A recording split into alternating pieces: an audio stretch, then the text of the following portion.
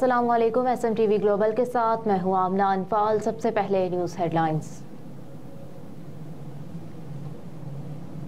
मरी में सीनियर नायब सदर मुस्लिम लीग नून मरियम नवाज का खिताब, कहा कि वोट की पर्ची सिर्फ कागज का टुकड़ा नहीं बल्कि मुल्क के मुस्तकबिल का फैसला होता है। जलसा आम से खिताब करते हुए मरियम नवाज बोली कि मैंने कभी मरी के किसी जलसे में इतनी खवातीन नहीं देखी। मरी वालों, पहली बार बर्फबारी में इतना बड़ा जलसा होते देखा है। कल जब मरी आए तो बर्फबारी हो रही थी, मुझे पता चला आज सुबह से लोग यहाँ आकर बैठे हुए हैं। मजीद कहा कि मरी पाकिस्तान का दिल है और नवाज शरीफ का भी, अब मरियम नवाज का भी दिल है। मैं आपकी शुक्रगुजार ही नहीं मकरूज भी हो गई हूँ। मरी पूरे पाकिस्तान के सयाहों की मेजबानी करता है। जबरदस्त तरक्की भी मरी का हक है और मिलकर रहेगा। मरी की तरक्की पर नवाज शरीफ का नाम लिखा है। गुज़िश्ता 5 सालों में मरी में मुख्तलिफ माफियाज को लाया गया। मरी के लोगों ने माफियाज को यहाँ से भगाना है।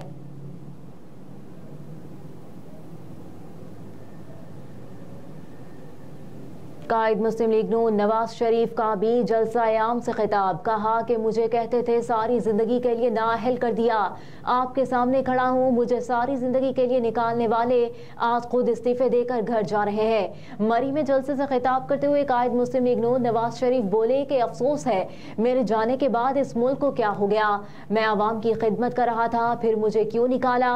मैंने मुल्क से लोड शेडिंग खत्म की, बिजली सस्ती की। मेरे दौर में ट्रैक्टर 8 लाख का था, आज 38 लाख का है। नवाज शरीफ का जमाना अच्छा था या अब वाला अच्छा है।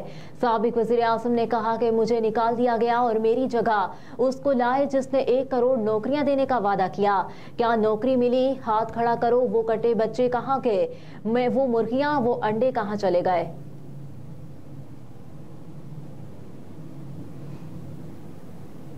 नून लीग के रहनुमा और साबिक वफाकी वजीर दाखिला राना सनाउल्लाह ने कहा कि साजिश के तहत नवाज शरीफ को हटाकर पाकिस्तान को पीछे की जानिब धकेला गया। पाकिस्तान इस वक्त इंतहाई मुश्किल हालात से गुजर रहा है। फैसलाबाद में प्रेस कॉन्फ्रेंस करते हुए राना सनाउल्लाह ने कहा कि मुस्लिम लीग नून की हुकूमत खत्म करके तरक्की का सफर रोका गया। मौलाना जाहिद महमूद कासमी ने मुस्लिम लीग नून की हिमायत का ऐलान किया है। मैं मरकजी उलमा कौंसिल की सूबाई क़यादत का शुक्रगुजार हूँ। मरकजी उलमा कौंसिल दीनी मिशन पर अमल पैरा है। हम तहफ़्फ़ुज़ नामूस रिसालत, तहफ़्फ़ुज़ ख़त्म नबूवत और शान सहाबा को अपने ईमान का हिस्सा समझते हैं। मुस्लिम लीग नून को कामयाबी हासिल करने में मदद मिलेगी। राना सनाउल्लाह ने कहा कि 2018 में पाकिस्तान तरक्की कर रहा था।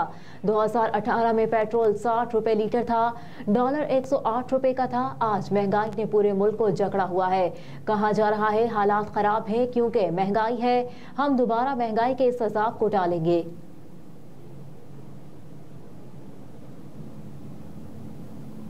मुस्लिम लीग नून के रहनुमा अता तारड़ ने कहा कि रोटी, कपड़ा और मकान की बात करने वालों ने कराची के आवाम से पानी तक छीन लिया। DC ऑफिस के बाहर मीडिया से गुफ्तगू करते हुए लीगी रहनुमा और NA 127 से उम्मीदवार अता तारड़ ने कहा कि कराची में घरों तक पानी टैंकरों के जरिए जाता है।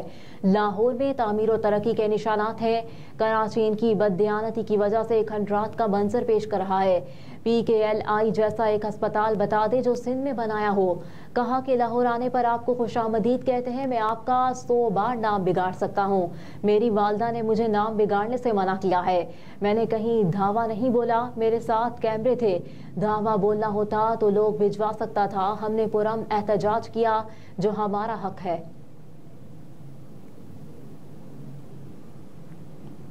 चेयरमैन पाकिस्तान पीपल्स पार्टी और साबिक वज़ीर ख़ारजा बिलावल भुट्टो ज़रदारी ने कहा कि मियाँ साहब इंतखाबात में गड़बड़ करने के लिए इंतज़ामिया पर दबाव डाल रहे हैं। गैर मुल्की नशरियाती इदारे को इंटरव्यू देते हुए बिलावल भुट्टो ने कहा पीपल्स पार्टी का मुस्लिम लीग नून से इत्तेहाद मुश्किल है। ये मुस्लिम लीग मिसाक जमहूरियत वाली मुस्लिम लीग नहीं रही। ये वोट को इज्जत दो वाली नहीं, ये अमीरुल मोमिनीन बनने के ख्वाब देखने वाली मुस्लिम लीग है। मेरे लिए मुस्लिम लीग नून के साथ चलना बहुत मुश्किल है। मजीद कहा कि नवाज शरीफ इंतजामिया पर दबाव डालकर इलेक्शन में गड़बड़ करना चाहते हैं। मियाँ साहब को खबरदार करता हूँ कि ऐसा कुछ नहीं होना चाहिए। उम्मीद है कि नवाज शरीफ के दबाव के बावजूद निगरान हुकूमत और इंतजामिया ऐसा कोई कदम नहीं उठाएगी। लाहौर में पाकिस्तान के सबसे बड़े बायोगैस प्लांट का इफ्तिताह कर दिया गया। निगरान वज़ीर आला मोहसिन नकवी ने बटन दबाकर कंप्रेस्ड बायोगैस प्लांट प्रोडक्शन का आगाज किया। वज़ीर आला ने नकाब कुशाई के बाद इफ्तिताही तख्ती पर दस्तखत सब किए और तारीख भी लिखी। उन्होंने बायोगैस प्लांट कॉम्प्लेक्स में पौधा भी लगाया। लाहौर की गुजर कॉलोनी में कायम बायोगैस प्लांट से रोजाना 6000 मकब मीटर गैस बन सकेगी। बायोगैस प्लांट में रोजाना 1600 किलो गोबर इस्तेमाल होगा। गैस प्लांट में रोजाना 1600 किलो गोबर इस्तेमाल होगा। गुजरपुरा बायोगैस प्लांट से रोजाना 16000 किलो नामियाती खाद पैदा होगी। गैस प्लांट से पैदा होने वाली नामियाती खाद PHA और काश्तकार इस्तेमाल कर सकेंगे।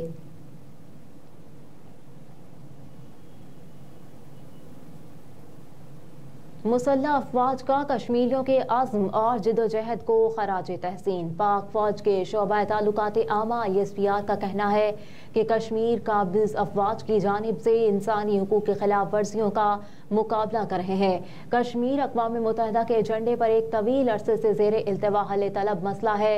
ISPR ने कहा कि कश्मीरी अवाम की उमंगों और अक़वाम मुत्तहिदा की करारदादों के मुताबिक मसला कश्मीर हल होना चाहिए। भारतीय काबिज अफवाज माजालिम के बावजूद कश्मीरी अवाम के जज्बे को कम करने में नाकाम रही। पाक फौज के शोबा ताल्लुकात आमा के मुताबिक आज़ादी की जुर्रतमंदाना जिदोजहद से कामयाबी कश्मीरी अवाम का मुकद्दर है।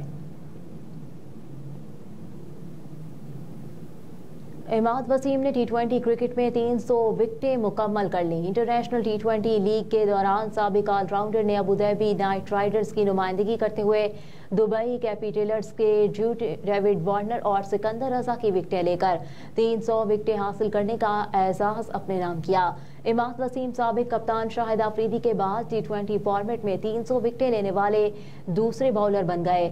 इस मैच में उन्होंने न सिर्फ 2 विकेटें ली बल्कि 10 रन भी बनाए। उनकी ऑलराउंडर कारकर्दगी के बायस टीम फतह हासिल करने में कामयाब रही।